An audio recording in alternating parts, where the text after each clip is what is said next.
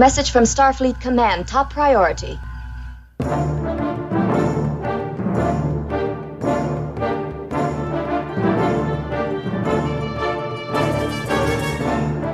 You are listening to the TrekRanks podcast, a member of the Tricorder Transmissions Podcast Network. This is episode 118, featuring the top 5 Ferengi episodes. Welcome, I can barely say that without laughing. Welcome, Star Trek fans. I am Jim Morehouse. I am the host of the TrekRanks podcast, and tonight, the Board of Liquidators from the Ferengi Commerce Authority have granted us the power of grand proxy to add our top 5 Ferengi episodes to the rules of acquisition, and that's exactly what we're going to do tonight. It's been 118 episodes, and we've never really done a Ferengi-focused episode. We did our top 5 Nog episodes, but that was more about Nog just being so awesome than it was about Ferengi. So for our panel tonight, we have gone straight to the Tower of Commerce on Ferenginar to recruit 2 great guests. First up, returning for the 4th time on TrekRanks. There's no way we're going to do this topic without him. He's a huge lover of the Ferengi, and it's his favorite alien race. It's Grand Nagus Ron Warble. Ron, welcome. So excited to be here. Yes, the Ferengi are my favorite alien species. I'm so excited to be here. This is going to be a lot of fun. This one is going to be great. And our second guest is back for her second go-around on TrekRanks, checking in from the Northwest Passage in the Seattle sector. It's the amazing woman at warp herself, it's Liquidator Grace Moore. Hey, everybody. It's good to be here. Thanks for having me back. Oh, it's so great to have you back. We had you on for our fantastic episodes that feel like the Twilight Zone, and that one was one of my all-time favorites. All right. God knows I have opinions about sci-fi, so I've got a lot to talk about there. And Ferengi allow us to do that almost as much as maybe Twilight Zone. This is that's a good connection. All right, let's get into our TrekRanks recalibration and get into this topic. What are you recalibrating? Everything. It's a sweeping, a recalibration of all systems. As regular listeners will know by now, General Order number 1 of the TrekRanks Charter is that we love Trek. We love to rank Trek via some deep dive topics just to get the conversation started. And remember, it's not about the ranks. They don't matter. That's just our excuse to talk about Star Trek. As Mr. Spock himself has said, our show is all about infinite diversity in infinite combinations, symbolizing the elements that create truth and beauty. No wrong answer. It's not about being right or definitive in any way. It's just about sharing the things we love about Trek. And we love it all, from TOS to TNG, straight through to Enterprise and the Kelvin timeline, and now Discovery, Short Trek, Star Trek Picard, Lower Decks, and soon we'll have Star Trek Prodigy in the mix. It's all fair game here on the TrekRanks podcast. Black alert. Black alert. And a reminder that this episode of TrekRanks is current through 801 episodes of Star Trek, which currently relate. That means, the 3rd season of Star Trek Discovery. We need to get some Ferengi in some of this new Trek. That needs to happen. And don't forget, we use episodes as a shorthand, but the 13 films are always in play as well. But there really haven't been too many Ferengis in the films.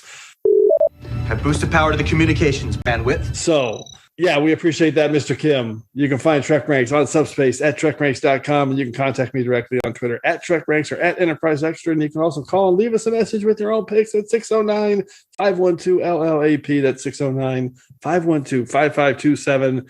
All right, Grace and Ron, let everyone know how they can get a hold of you on Subspace. Grace. Well, you can listen to this podcast I do called Women at Warp, which is available at all fine podcast downloadable stations. I was trying to think of a spacier way to say anywhere you can download podcasts, but that's the gist of it. You can find me through Women at Warp, and also you can find me on Twitter at BoneCrusherJank. BoneCrusherJank. Ron, how about you? You can find me on Twitter at TrekkerRon, and in 31 days, you can find me in Las Vegas at the 55-year mission tour. So excited to go to Vegas. Oh, man, I am going to miss STLV this year. I think this one is dropping right around STLV. So this will be, this one will be dropping right around the time you're in Vegas, Ron. And I am jealous because I will not be there. Okay, let's get into our level 1 diagnostic. On a level 1 diagnostic series. Come. All right, really quick. This is the 5th time we have featured a distinct alien race on TrekRanks. We've previously done Klingons, Romulans, Borg, and Cardassians. So tonight we are going to ask our panel for one word that they think of or they best describes Ferengi when they think of them. So, Ron, let's start with you. What is your one word to describe the Ferengi? So one word is evolved. Oh, I like that. What's your thinking there? And I went to a quote from what may be one of my picks, but Quark at one point says that he's a businessman. I'm more than that. I'm a Ferengi businessman. Do you know what that means? It means that I'm not exploiting and cheating people at random. I'm doing it according to a specific set of rules of acquisition. So I look at these characters, and they were so one-dimensional when they first started Next Generation. And by the end of Deep Space Nine, they are so flushed out with so much backstory that I see them as being one of the most truly evolved species that we see in Star Trek. I love it. That is excellent. Similar to mine. Grace, how about you? What's your one word? Mine was growing. Okay. Which I know is a little generic, but at the same time, I felt like we got to see them as a society kind of have an arc through Deep Space Nine, and I found that pretty impressive. I love that none of us, including with my word, chose something that was more of like a comedic element, and it was about how legitimate this race is. These aliens are on Star Trek. My second choice was all about the Benjamins, but squished together into a single word.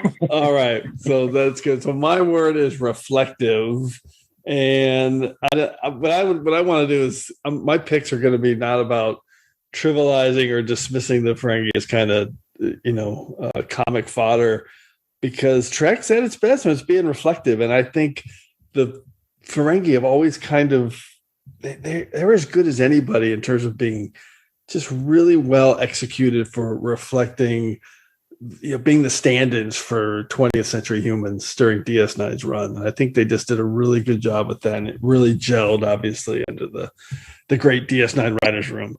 Yeah, I have a feeling we're going to have a couple of Deep Space Nine episodes talked about here. Yeah, there might be a few. Okay, let's get into our prime directives, figure out how everyone narrowed down their lists. But what you're proposing is exactly the kind of tampering the Prime Directive prohibits. Okay, Ron, let's start with you. How did you kind of narrow down your list and come up with your picks? So the minute you asked me to do this topic, I had 5. Okay. I do. I love the Ferengi. I do a lot of rewatches, and generally I don't skip any of the Ferengi episodes. My one rule was they could not all be Deep Space Nine episodes. Oh, that's fantastic. I love that caveat. Grace, how about you? What did you come up with any kind of criteria to kind of narrow down your picks? Oh, absolutely. I did the same thing. I promised myself they wouldn't all be DS9 episodes, but it's pretty DS9 heavy.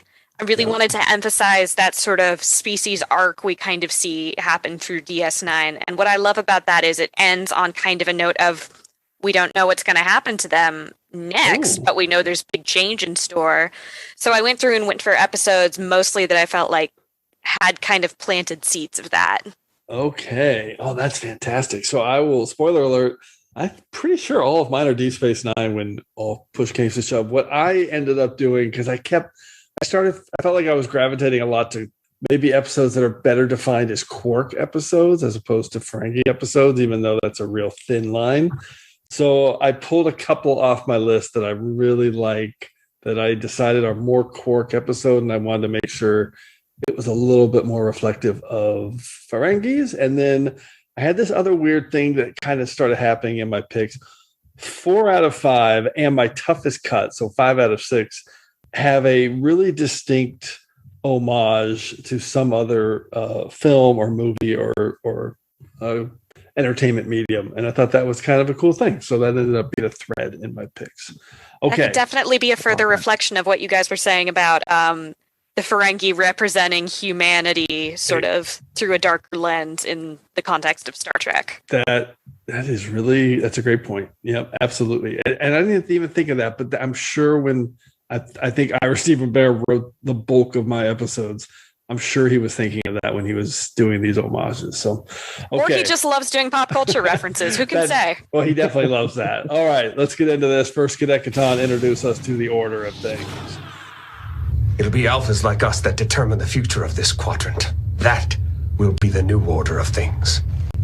Thank you, First Connecton. As always, a quick reminder on how we're going to go through the order of things. First, everyone will tease their pick with a 5-word summary and a hashtag. Then we'll each reveal our top 5 Ferengi episodes and specific reasons we're highlighting it. And at the end, we'll ask for a few secondary system selections for the picks that just missed our list. And as always, if we have any duplicate picks, and there has to be some duplicates tonight, make sure you listen for the Defiant Torpedoes.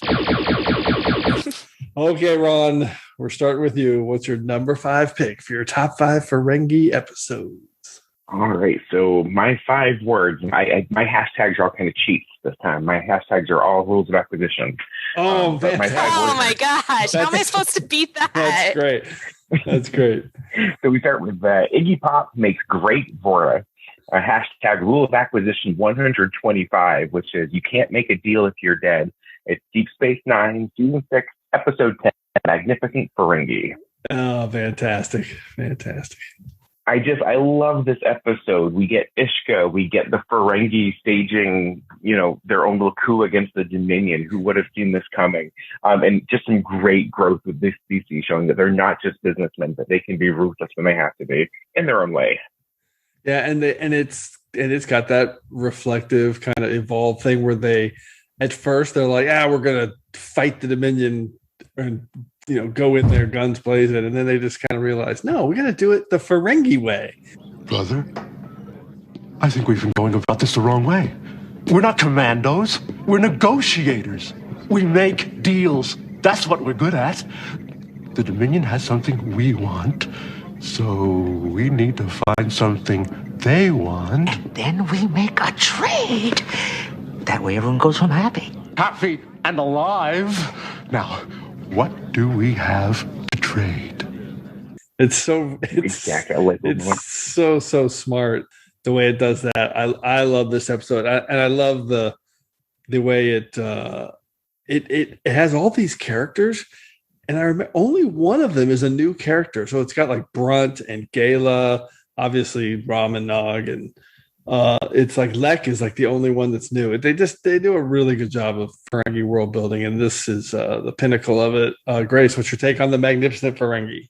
I agree. This is absolutely a great episode, both in terms of sort of talking about how the characters of the Ferengis as like a stock character that we got on TNG have come to be like individual characters, and what a great way to utilize a bunch of different side characters that you kind of just have shuffled into the pack, then making them being like, no, this is our Ferengi centric episode. We're bringing them all back. Yep. We're going to see what they do in an action situation that they are clearly not cut out for. It's so well done. So well done. All right, let's go to Grace, your number 5 pick. What do you got? My number 5 pick, it was the only one I was able to come up with that wasn't Deep Space Nine, so there's that. Okay.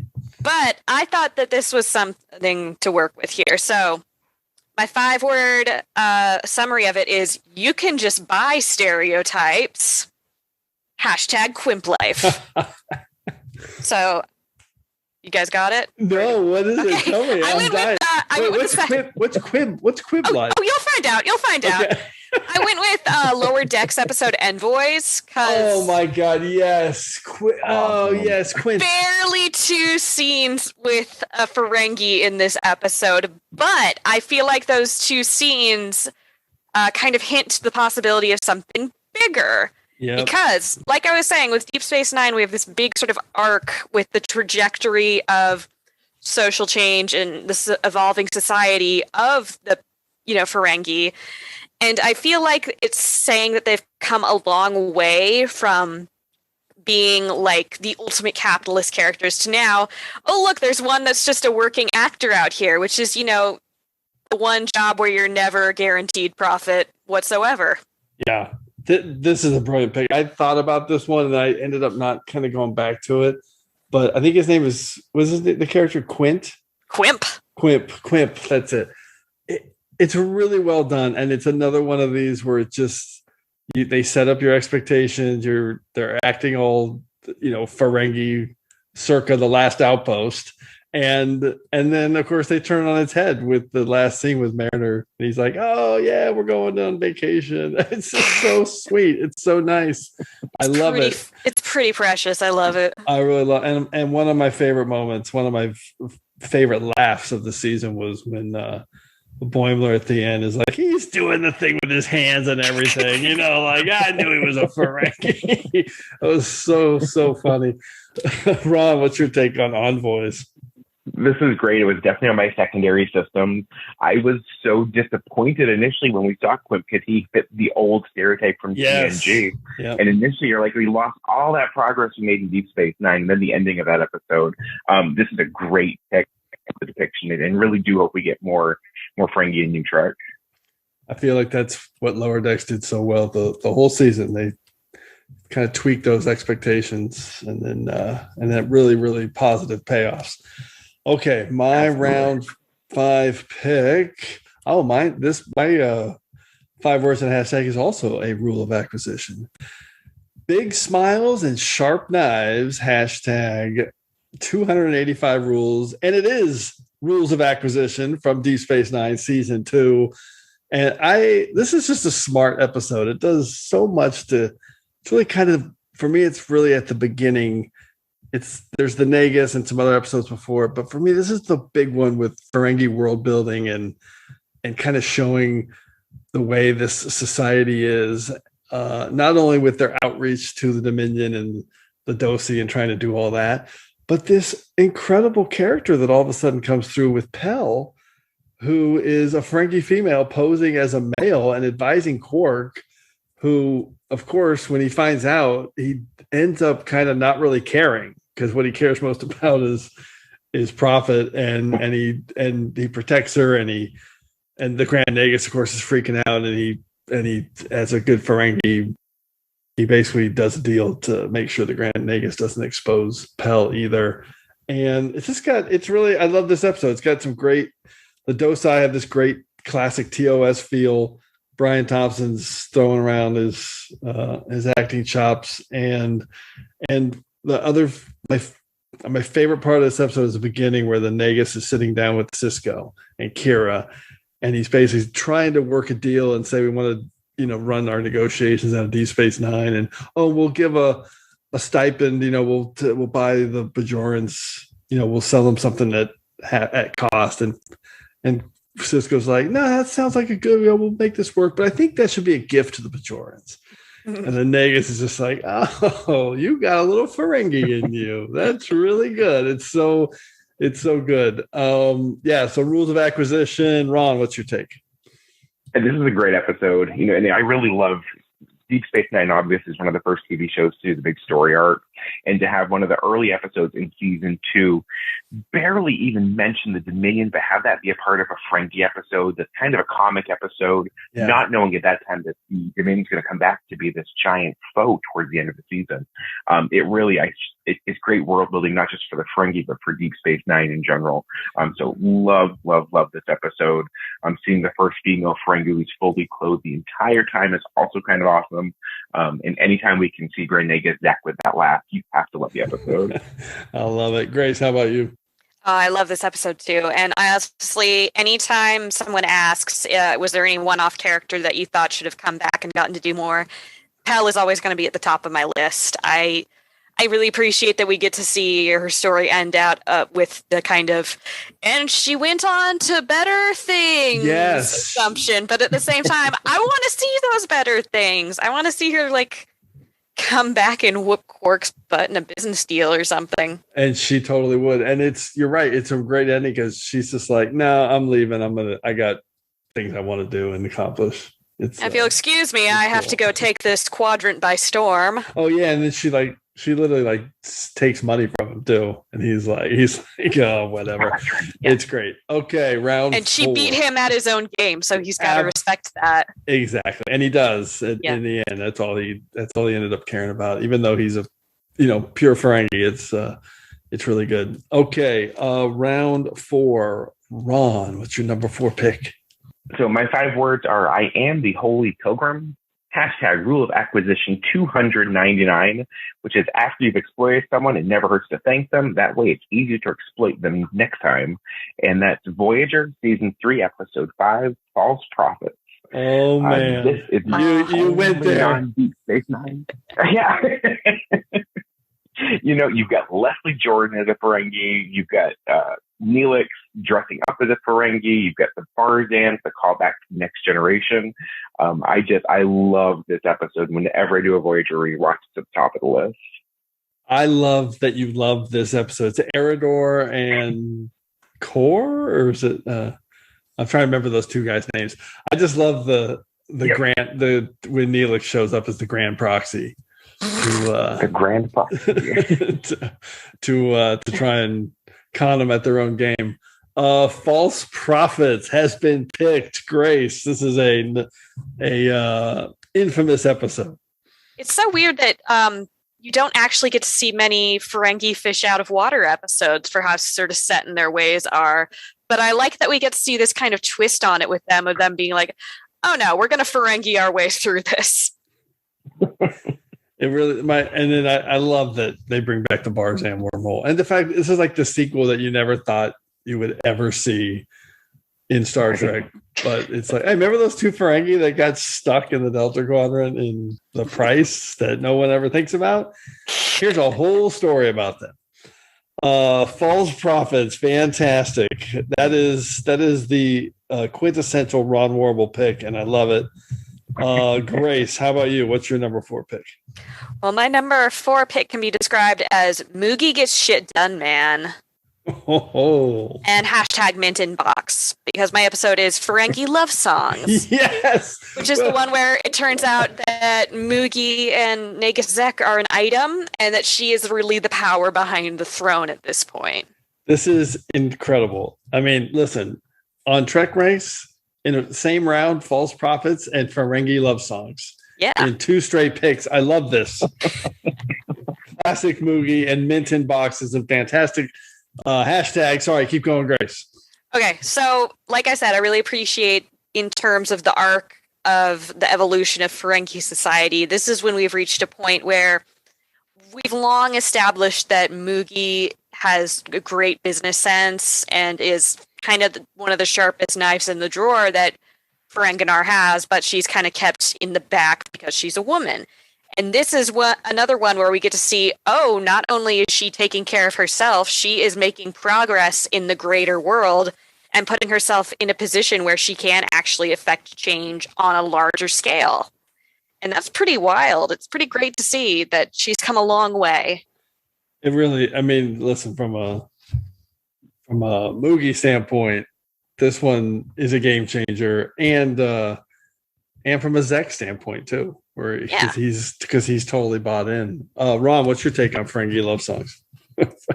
You know, this episode, the scene where Quark goes into his childhood room and finds his stuff, he opens the door and immediately like, I'm in trouble. The Grand Nagus is here. It kills me every time. I love this Double episode. take Anytime always gets the Grand me. Nagus, yeah. This is awesome. I love it. It's so funny. I mean, and any episode with Brunt is a win in my book.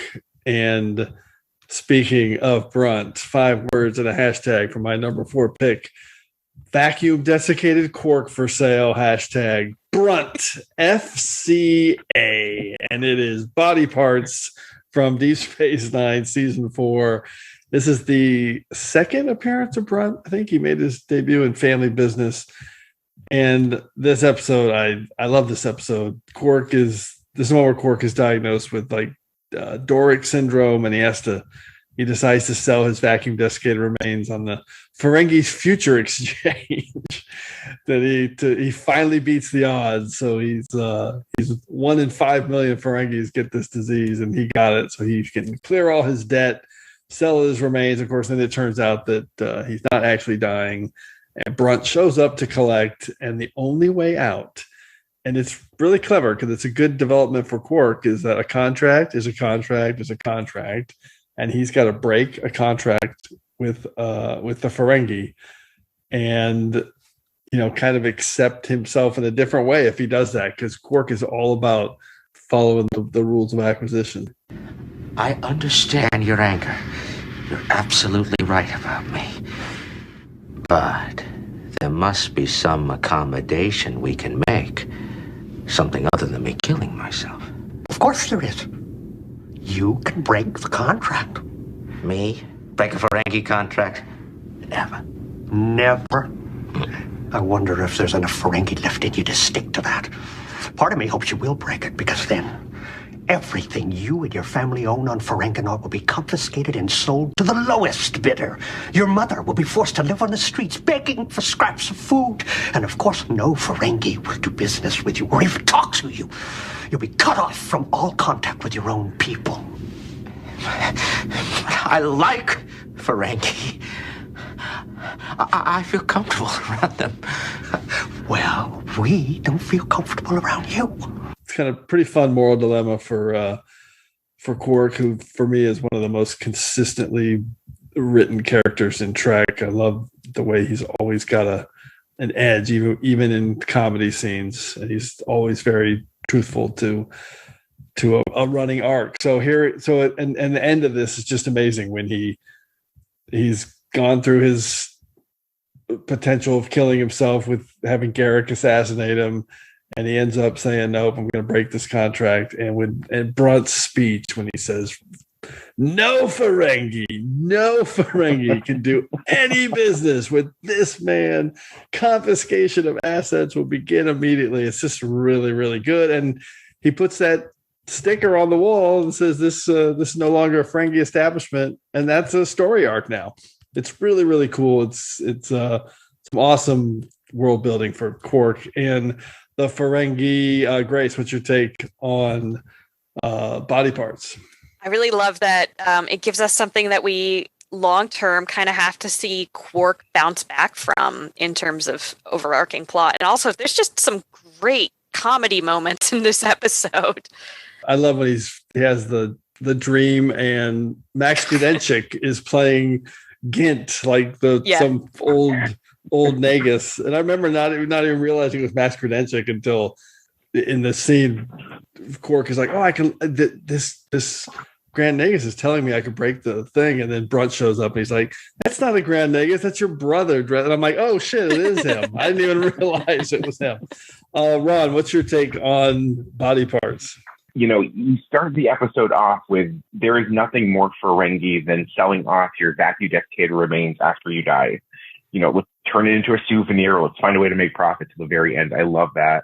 And more importantly, towards the end of this episode, the last scene where Captain Sisko comes in and they start unloading all this furniture into Quark and essentially restock the bar for him. I think we see giant growth in Quark in that scene as well. He starts to recognize what his assets are. And when you look at Quark from the very first episode, where he's ready to leave the station to this point, huge growth in that character. So that definitely fits my one word, which is evolved. We see a lot of evolution throughout the series in this episode. I was going to say, we get to see Quark have like a George Bailey moment at the end where he realizes, oh, damn, I'm rich in friends. Yeah. How did that happen? Yeah, I'm glad you brought that up, Ron. It was a really cool moment when they all start. Well, we need somewhere to store this furniture. So, and then by the way, and this is what I'm talking about when I'm talking about the consistency of Quark, because he doesn't just say, okay, thank you, you guys are cool. He's like, not without paying me a fee or not. You're going to need a storage fee. And I love that. That is why I love Quark so much. Okay, let's go to the soup round. Round 3. Ron, what's your number 3 pick? And now, as I'm sure that somebody out there has said, it's time to pay for the soup. All right, my number 3 pick is, I keep having to look up my rules of acquisition. My number 3 pick is My House is My House. Hashtag rule of acquisition 31, never make fun of a friend's mother. And it is Deep Space Nine, Season 3, Episode 23, Family Business. Family Business. And this is the episode where we first learn that Ishka is making a profit. How dare she? We get to see Ferengi for the first time. We get to see the Grand Nagus again. I think this episode just teaches us a lot about the ins and outs of Ferengi society, and we really learn what it's like to be a female in Ferengi society. I love that we're almost halfway through and there's no duplicates. So there's going to be some, and this is obviously this is like the perfect partnership with Ferengi love songs, because And the thing I love about this episode is the way you really get to realize how similar Quark and Ishka actually are, because they both really care about profit and doing their thing. Even and then you have Rom in the middle, who's kind of just wants everybody to be a happy family. Even when like there's a scene where Rom says he's sitting there and he's like, "This reminds me of the old days. I wish Dad was here." And both Ishka and they basically like break the fourth wall. They both look at the camera like, "Oh, this guy. We want to argue about money." And here's Rom just sitting here. Grace, what's your take on family business? So great. Oh my gosh, such a great episode. Both again for establishing Ferengi culture as we're going to see it throughout Deep Space Nine early on, and also just it's when we get to see Ishka for the first time, and she gets this great arc along with the society, and she and Quark just butting heads is so great because it's another case of someone who can sort of slack down at Quark in a way that he can't usually do as a Ferengi, and holding his Ferengi-ness over other people. Yeah, seriously. And the ending is so great because Quark thinks she's given the money back and she's admitted her crimes. And, this is the first one with Brunt too. So there's a lot of good firsts in this episode. Yeah, and because Brunt ends this by saying, "I hope I never see any of you again." It's like, oh yeah, yeah, you are. But and of course, she's only given like a third of her money back, and her and Rom know it, but Quark doesn't. It's what he doesn't know won't hurt him. It's really, really clever. I love it, and we could probably talk about this at almost any of these upcoming picks. But it's amazing to me that how one throwaway line in TNG's debut of the Ferengi about females not wearing clothes, that they really figured out a way to make that a part of all these Deep Space Nine episodes. I mean, because it's terrible and offensive and awful that is. Yeah. And making it part of a narrative that, I don't know what the right word is, but helps, showcase a strength of in some way. It's very interesting to me that they do it in this episode and they do it in other episodes where it's not the easiest rule to have to kind of fit into your narrative. Well, I think to that too, you look at a lot of these characters, and Brunt and Ishka both in this episode could very easily have been one-off characters that we never see again. Their stories kind of ended in this episode, but they keep coming back, and they have such great stories and become really great recurring characters throughout the show. It's these little tidbits that they grow up through Deep Space Nine. That's the truth. And that's the specialty of Deep Space Nine. Okay, Grace, what's your number 3 pick? Well, my number 3 pick, my 5 words are Merchant of Venice in Space. # funeral souvenirs. And that's right, I'm breaking our lack of doubles.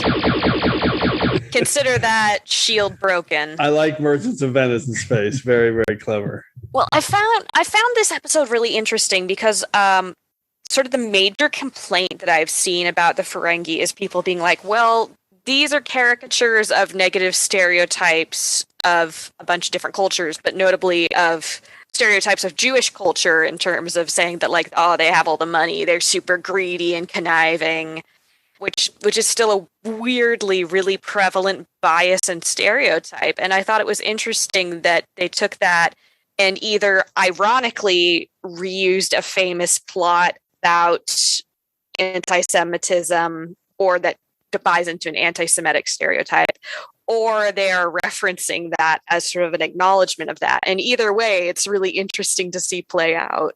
Yeah, it's one of those homages I was talking about. I made it heady. I never would have made that connection. That's incredible. Ron, wait, I'm not even going to ask you, Ron, because it sounds like you have this pick coming up too. So let's skip it and we'll maybe talk about it one more time. We're going to go to my number 3 pick to close out round 3. Not a duplicate yet. 5 words and a hashtag. We're helpless. We're harmless. Hashtag. We just want to sell you things.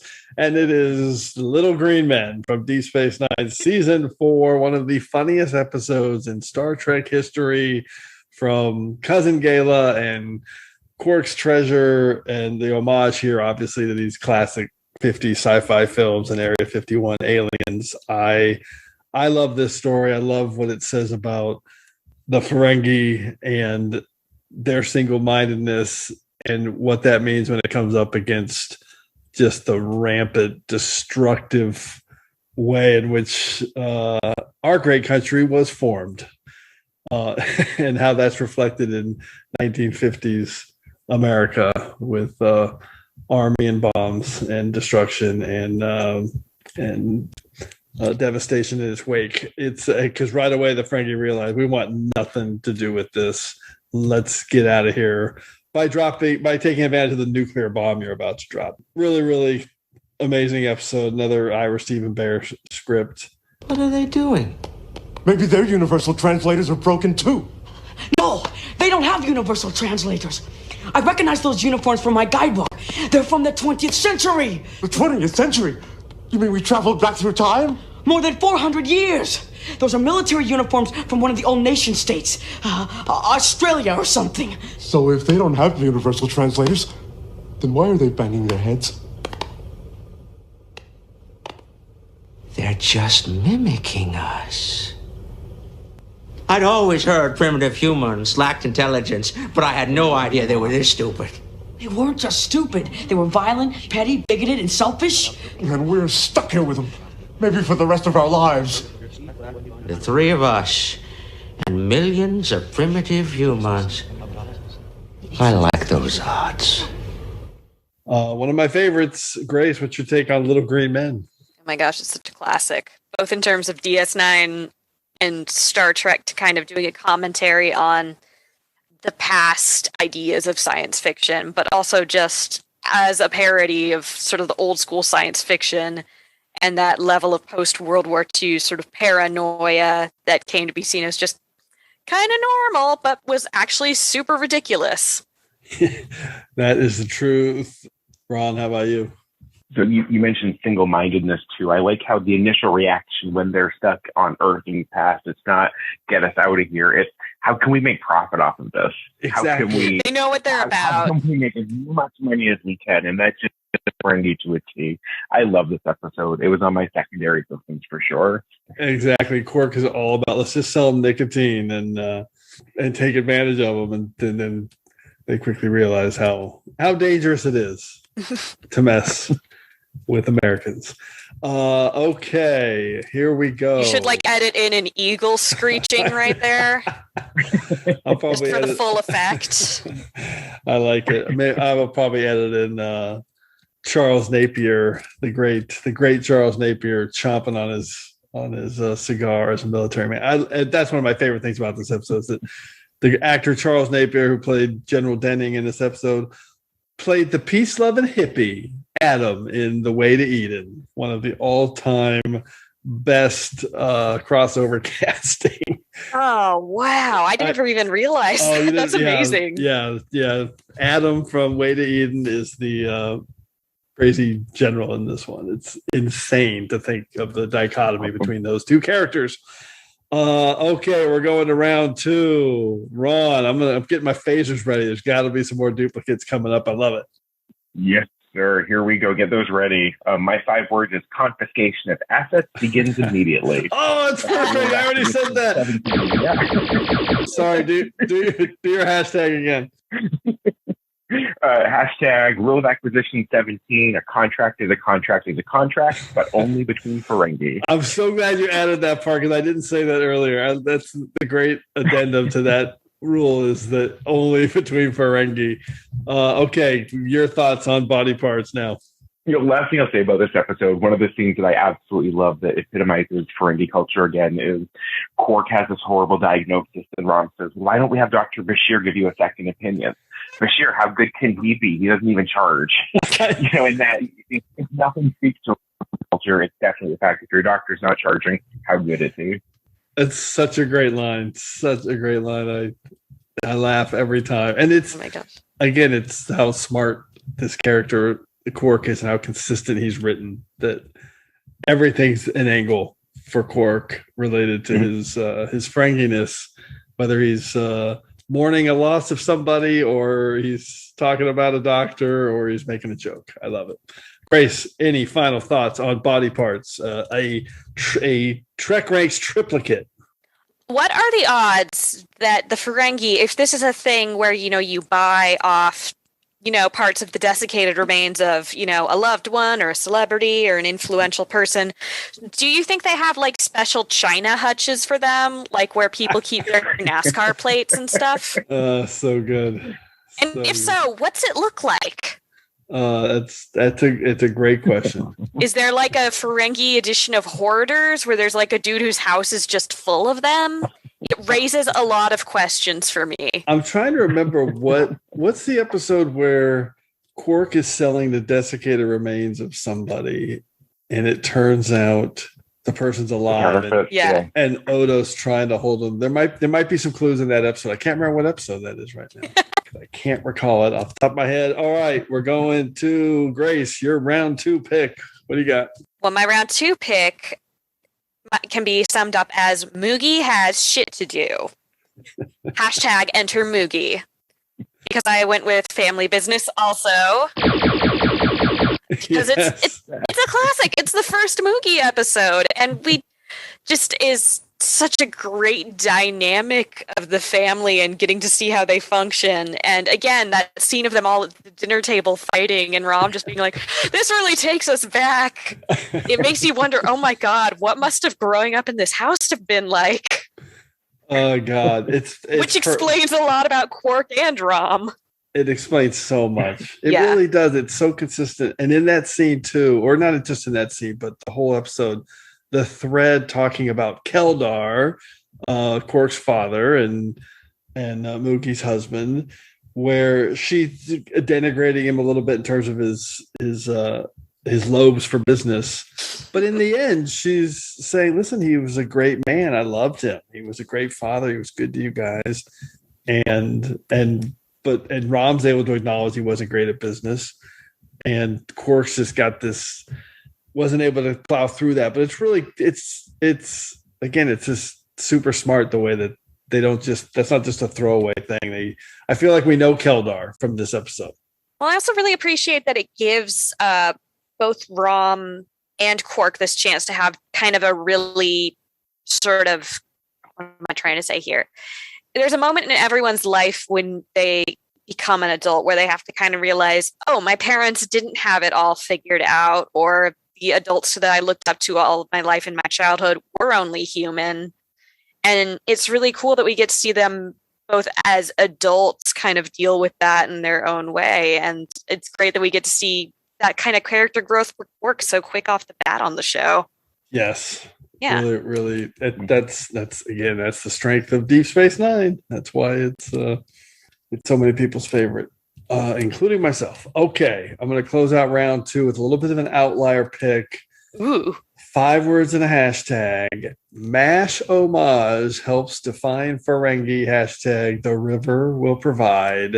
Ooh. And of course, it's treachery, faith in the great river. I know it doesn't feel like a straight Ferengi episode, but I kept trying to not pick it. And I decided, no, I need to pick this episode because it tells me so much about the Ferengi philosophy in a way that is so unexpected. And this is an underrated episode of Deep Space Nine. I think probably everywhere except TrekRanks, because this is like the 8th time it's been picked on TrekRanks. But on the surface, again, it doesn't really feel like a Ferengi episode, but the way Nog navigates the material continuum and shows O'Brien how everything works and comes together Ferengi style is just really enlightening, and again, really consistent with the things we've seen from Quark and Rom and other Ferengis.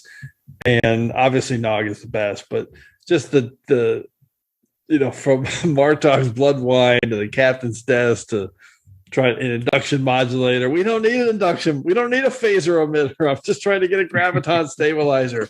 Well, that's the rumor from a very reliable source. I have faith, Chief. You have to have faith in the great material continuum.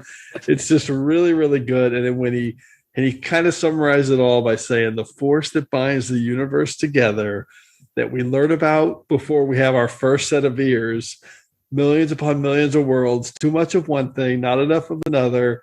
like a mighty river. It's from have to want. You got to navigate it, and it's all gonna work out. And it's such a Ferengi philosophy. I just love it. So I had to pick it.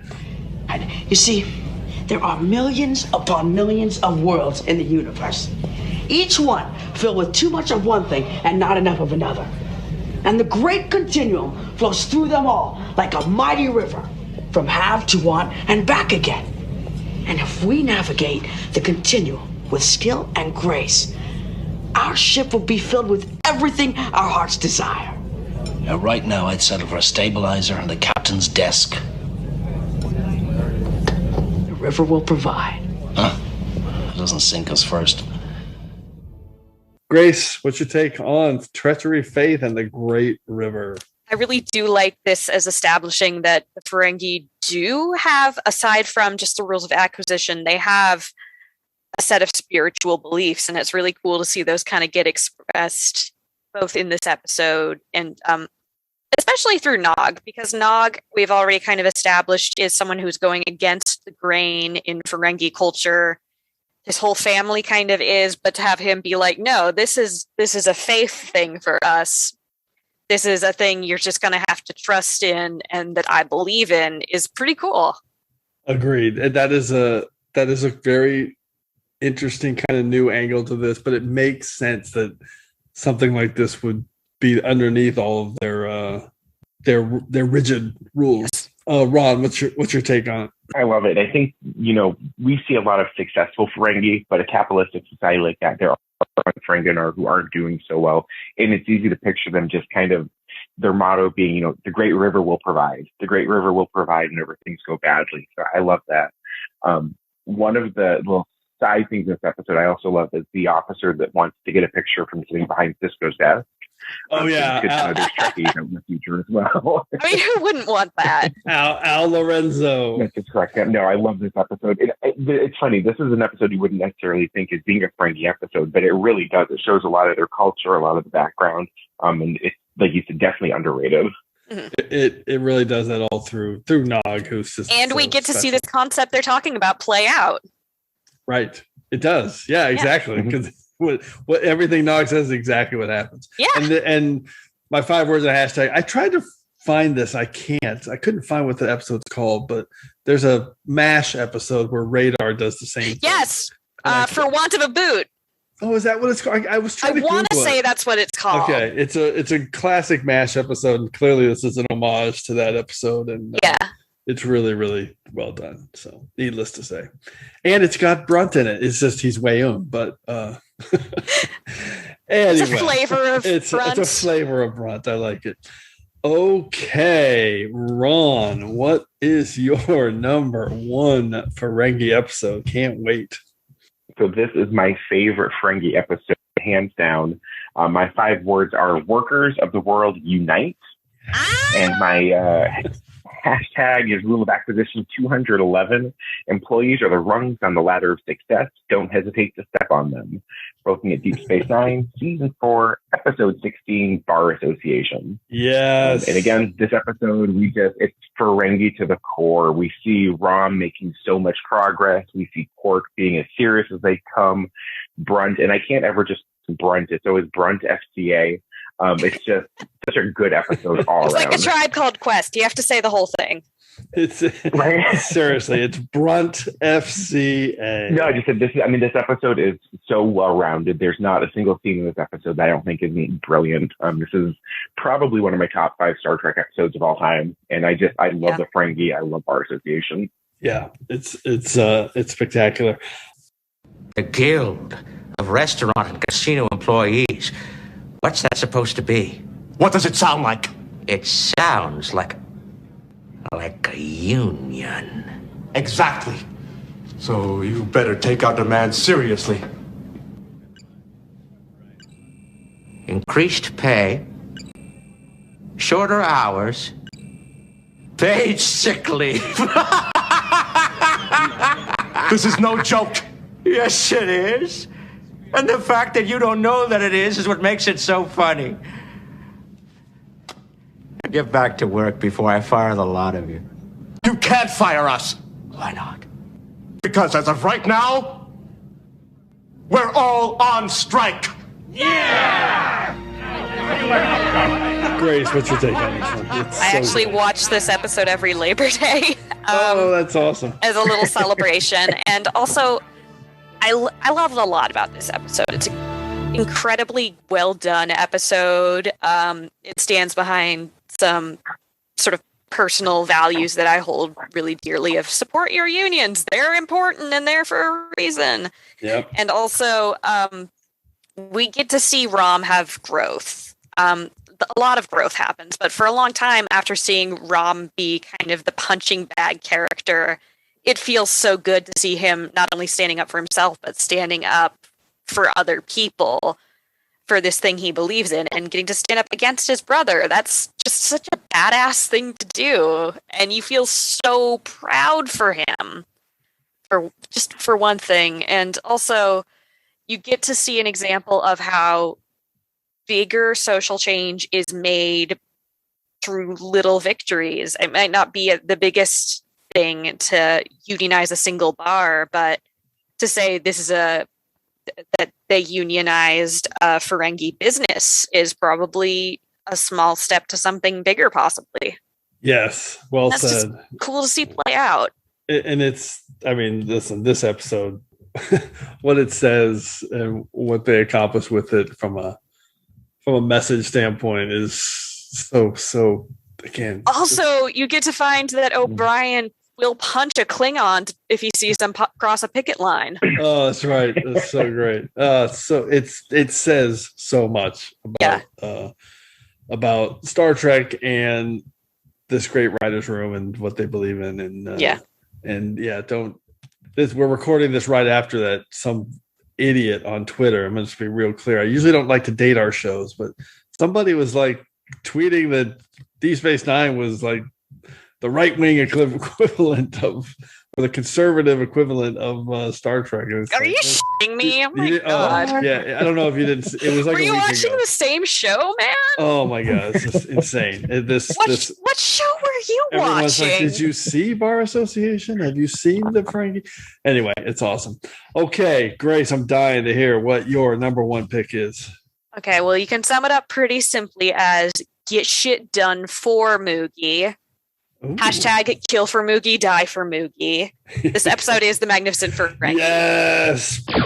And when you told me the theme of the episode, that this was my first pick. This is like, oh, I have to have that on the list because it's again such a great showcase of the fleshing out of the Ferengi as a species from the stock character that we kind of had in TNG. Because let's be real, the first couple of appearances of Ferengi, the characters are pretty much interchangeable.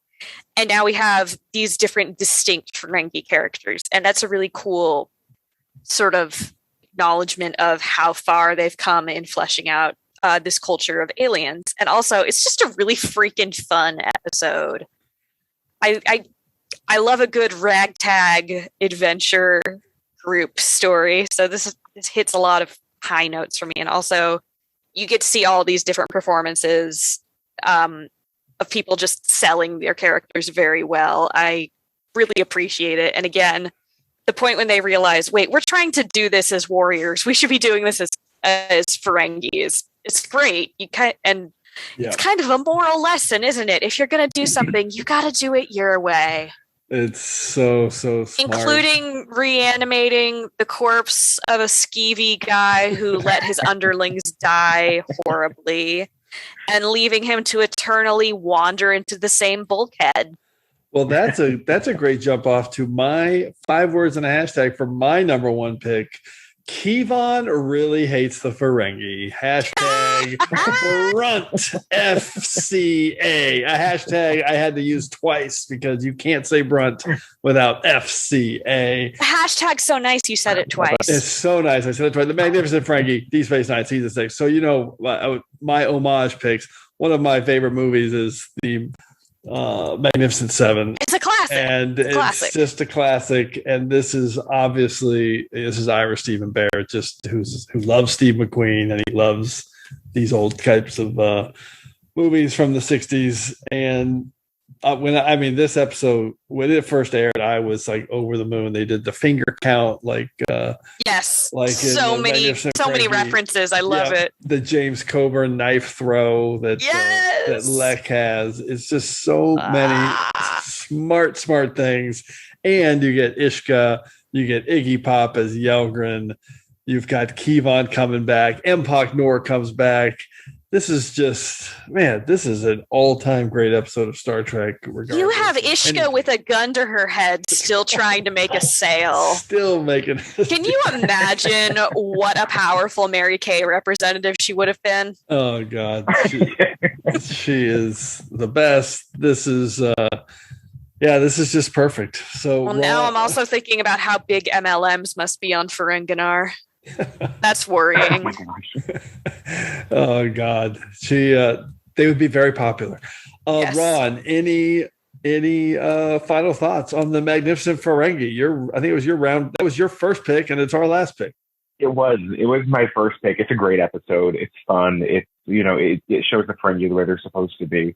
From that first scene where the syrup of squill, and he's trying to tell this as if it's a great war story. Oh, that's right. That's right. Like it's a great episode. He's so proud of this syrup of squill. Yes, and no one gives a shit. That's again perfect writing because it sets up kind of the whole thing of got to do it your way. And it's also a pretty great example right there. I'm just now realizing of that old sort of Western trope of the heroic guy walking into the saloon and telling everyone his great tale. We get kind of two quick takes on that show the contrast between Quark, who thinks he's this incredible badass dude, to the people who are actually out there, risking their lives for a greater good. Yeah, so great. Okay, let's get into some secondary systems picks. We can get a little deeper here and see what else is out there. So, Ron, anything that just missed your list? Let's see what you can do with the secondary systems. So, a couple that were mentioned. Little Green Men was definitely on the list. Yep. It's not considered a very great episode, but Enterprise Acquisition. I love that episode. It's fun. It's light. And then Star Trek Picard, Stardust City Rag, where we actually get to see that Quark's empire has grown a little bit. Oh, that's a good shout out. Good for Quark. I like that. Great shout out. Star Trek Picard. Love it. Grace, how about you? Any others you want to highlight? Well, I feel like if I'm going to talk about the arc of the Ferengi overall as a culture, I've got to include The Last Outpost. Yes. Just so you have the benchmark from how far they've come. And also, the more you look into the early Ferengi, the more you kind of just have to go, what the hell was the plan here? Oh my God. It's amazing. I watched The Last Outpost again for this. Gosh. It's wild. It's unbelievable. It's really unbelievable. Not only with the Ferengi just being just bonkers out there. Cartoonish, yeah. Cartoonish, but also there's a scene where Geordi beams in, he's hanging upside down, and he's all calm. He's like, look over there. It's like, don't you want to get down? This is a Tuesday for Geordi. And they're shooting at him, and he's not. It's the most oddly staged planet scene ever. And it's, I said this before, but this is good. My special shout out was going to be for The Last Outpost because it's crazy to me that they stuck with that one line in there about Ferengi women not having clothes, and they didn't try and work around that or retcon or anything. They're like, no, we're going to lean into this because nobody would have cared if they had just slid that aside and said we're forgetting about The Last Outpost. People would have been like, no problem. So are we? We're good. Nothing. You're not taking anything else from the Ferengi in that episode. It's like cetacean ops. No one expects them to come back to it, but it'd be neat if they followed through. Oh, it's amazing. But they did bring the whips back for Acquisition, which is on my list as well. Interesting. Okay, any more, Grace? Sorry.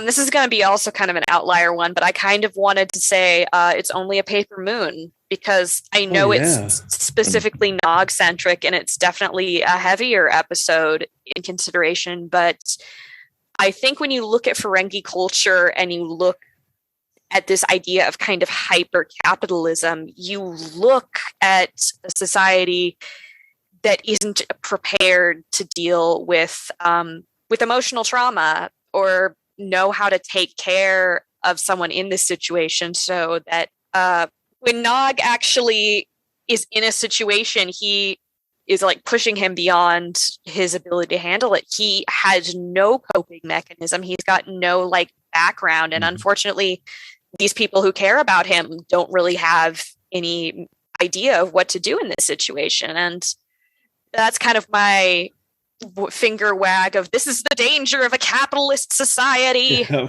We don't teach people how to take care of themselves emotionally. But yeah, that's the gist of it. That's a great point. And also it's Aaron's just pinnacle of his acting career in Star Trek, let's be honest. Yep. That's a legendary. And even with the emotional turmoil, we still see him being a true Ferengi. I just watched that this evening, and there's a scene where Vic Fontaine's trying to do his books, and he says, "Are you any good with this?" And not, of course, I'm Ferengi. It's what we do. I think they stick to it, but they don't keep it in your face. So you see that they're really, again, that development, these well-rounded characters. Yeah. Yeah, and they did that with the Ferengi across the board. I love it. All right, any more, Grace? Nope, those were my main two. Okay, so we mentioned Acquisition. That's one of those episodes that it's so much better now that from being removed from it. In the middle of the first season of Enterprise, I think most people are like, "Oh, I can't believe they're why are they wasting time doing this?" But now it's like, I'm so glad that episode exists. It's just so much fun. It's so much fun. My two Enterprise guilty pleasure episode for sure. My two that I really wanted to pick, but I ended up they were just too much Quark episodes. Even though I think they say a lot about Ferengis, was House of Quark and the way Quark deals with the Klingons and that whole scenario. And then the one I really wanted to pick, and I almost did, but didn't, is Business as Usual, where Quark and Kayla are arms dealers and dealing with that aspect of the profit-making capitalist Ferengi society. Really interesting on that one. I also I kind of like Profit Motive. Not gonna lie, it's for some reason that one is funny. And the Nagus is another one I thought about because Quark as the Nagus is pretty great, and they had the great Godfather homage. Oh my God, with the little wiggly worm critter in his arms. He's holding the creature. Okay, amazing. And nobody mentioned Menage a Troi, and I think that's probably a good thing because that's one. I have plenty of things to say about that one. That one is kind of painful, though. At least you get the Picard soliloquy at the end. But we also get some great outfits for when they get to be fully clothed. Yes. Okay, we're going to move on to our regeneration cycle, and we're going to go through some stats and recap our picks. Computer, activate regeneration cycle.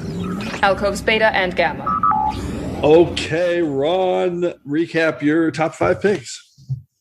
Round 5 was Deep Space Nine, Season 6, Episode 10, The Magnificent Ferengi. Round 4 was Voyager, Season 3, Episode 5, False Prophets.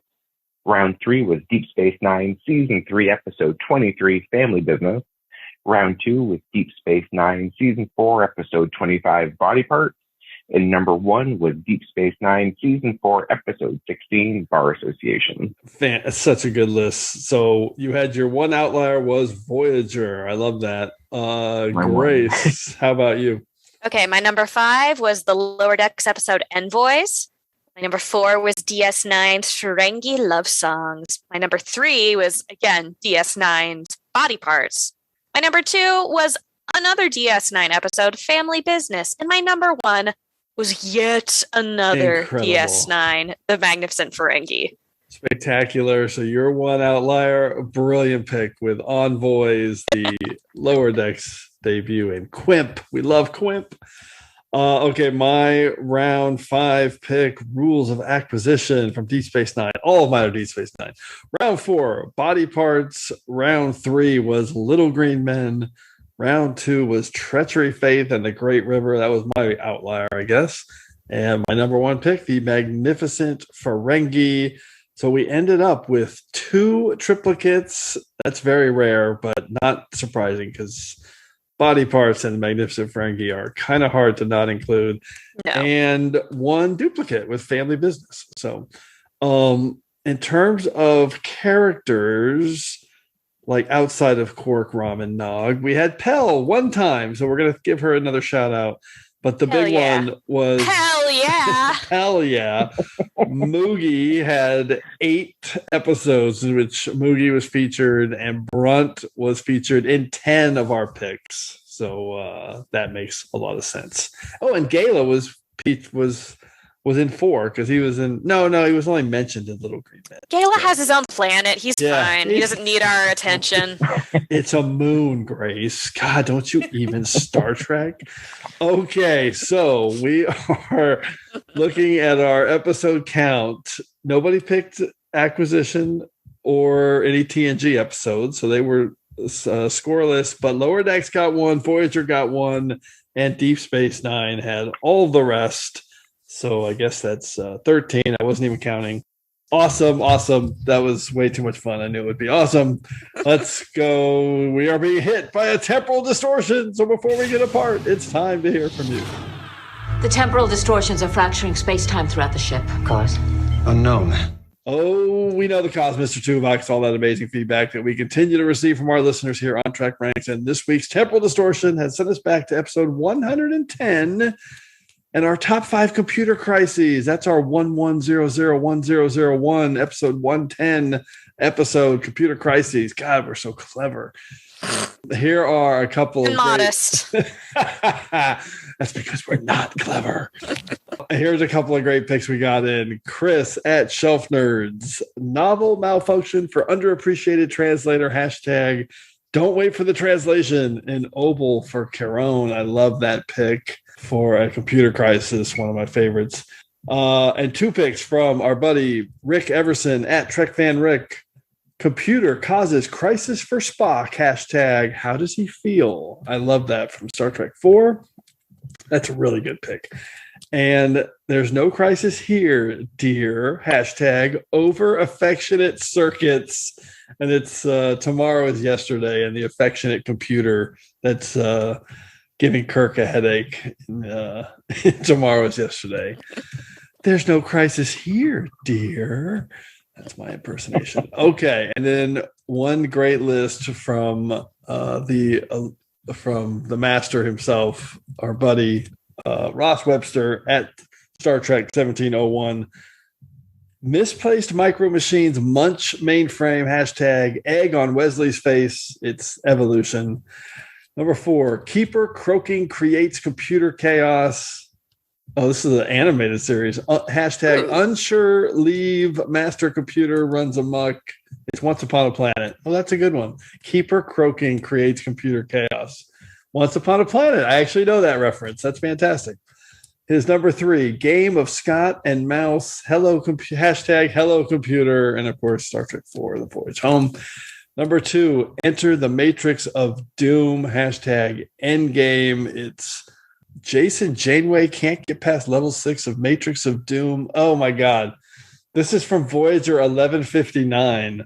I love this. And by the way, I forget these before I'm reading them to you because I pick them and then I put them into a file. So it's like I'm reading it for the first time. So this is 1159. Jason Janeway, Henry Janeway's son, can't get past level 6 of Matrix of Doom.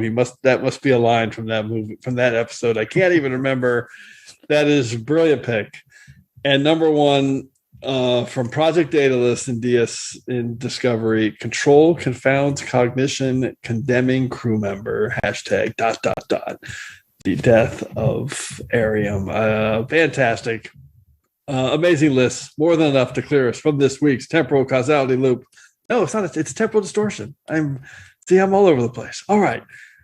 So thank you everyone for your great feedback to the TrekRanks podcast. Keep your list coming to me at TrekRanks on Twitter so we can retweet them, but we also want to hear from you. So put together your own list of top 5 Ferengi episodes or a list from any of our past shows. Give us a call at the Tricorder Transmissions at 609-512-5527. We're the best thing. You just record it yourself. Send me a DM. We can connect that way. We want to hear from you. So hopefully we'll hear from you and we could be featured on the next episode of TrekRanks. And on the next episode of TrekRanks, we are doing a TrekRanks first. We've been thinking about this one for a while. We're highlighting one of the great recurring guest stars who have been a part of Trek from the very beginning, or in this case, early TNG.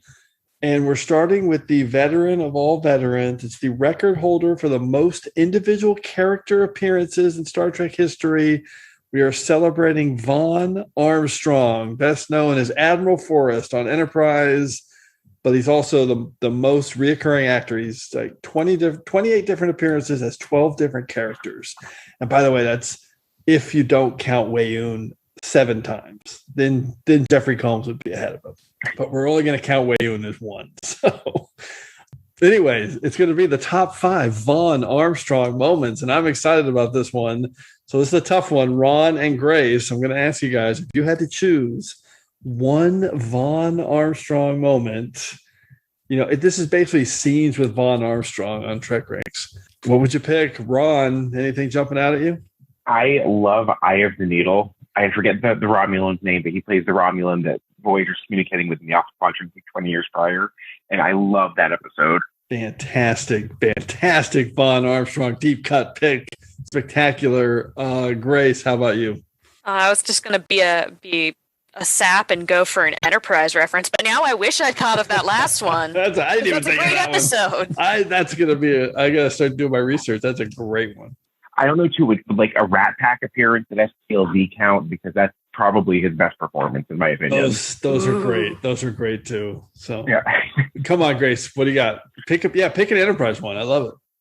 I don't know how to say this without sounding super basic, but he's just such a good, hey, I'm your chill mentor character to Archer, and I really appreciate that. That is He has so many little moments there of just being like, hey, I'm your father figure, be cool. I absolutely love that. No, that's actually a perfect pick, because I don't know who's going to be on this show yet, but that's the kind of research that's going to take a little bit of digging to kind of make sure that, remember that time he just said this perfect thing to Archer? That's the kind of thing we're looking for. So I love that. Yeah. That's actually a really good pick. Okay. My super vague pick will lead to good picks in the future. Spectacular work. I love it. Okay. A huge thanks to Ron Rorwell and Grace Moore. It was great to have you guys both on. I was wondering if you could show me how to access these subspace communications logs. And we're going to do that right now, Neelix. So any final Trek subspace communications either one of you guys want to relay before we depart? Ron, thanks for coming on, man. Thanks for having me again, Trekker Ron. We are right now 31 days until the Vegas convention. So if you follow me on Twitter, I'm doing 1 episode a day and just having a blast doing that through summer. So super excited to see everybody in Vegas. Sad we won't see you. That's fantastic. Actually, I'm looking at right now. No, STLV just ended. So I just dropped this on STLV's over. Sorry, everybody. It ended a few days ago. So this is just going to be rubbing salt in the wound. Right. So Ron's on his way home and counting down to Chicago in 2022. Sad we didn't see you then. I know. I'm so bummed I missed it. Grace, thanks for coming on. This is a great topic. Thank you so much for having me on. Be sure to check out Women at Warp to hear us talk about intersectional diversity and infinite combinations. I forgot my own show's tagline for a minute there. Oh my God. The summer heat is getting to me. It's a perfect tagline. Oh my God. I forgot about your summer heat in Seattle here in 2020. Yeah. Still finding melted things around the house. That is crazy nuts. Okay. Thanks everyone for engaging with us again here on episode 118 of the TrekRanks podcast. As always, I want to close by saying I'm looking forward to standing with you again here in this place where I belong. No! Computer, freeze program. Reset Jemadar. I think we're getting better. No, you're not. This is the 8th run-through, and you haven't been able to hit a single Jemadar. And you shot Moogie. I saw we weren't going to rescue her, so I put her out of her misery. Who invited him along? Maybe we should start off with something easier. Like what? Like ambushing a couple of Bolians. You couldn't ambush a Bolian if he was blindfolded and tied to a tree.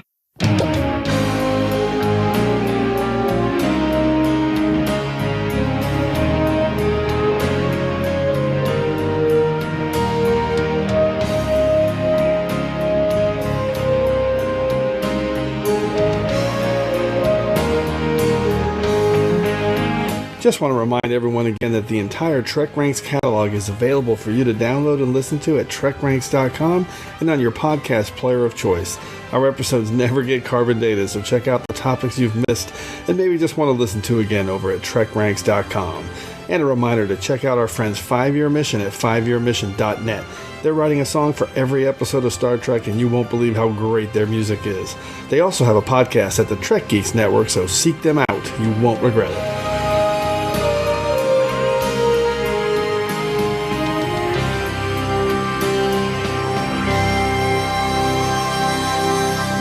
I'm not like you or Nog or Moogie or the rest of our pathetic family.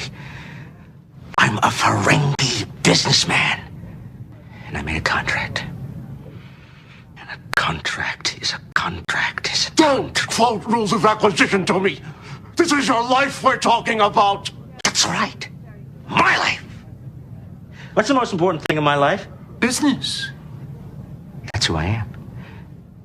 That's what I do. I'm a businessman. And more than that, I'm a Ferengi businessman. Do you know what that means? It means that I'm not exploiting and cheating people at random. I'm doing it according to a specific set of rules. The rules of acquisition. And I won't disregard them when I find them inconvenient. Inconvenient? You're going to die! Yes. And when I arrive at the gates of the Divine Treasury, the registrar will accept my bribe and usher me inside. And you know why?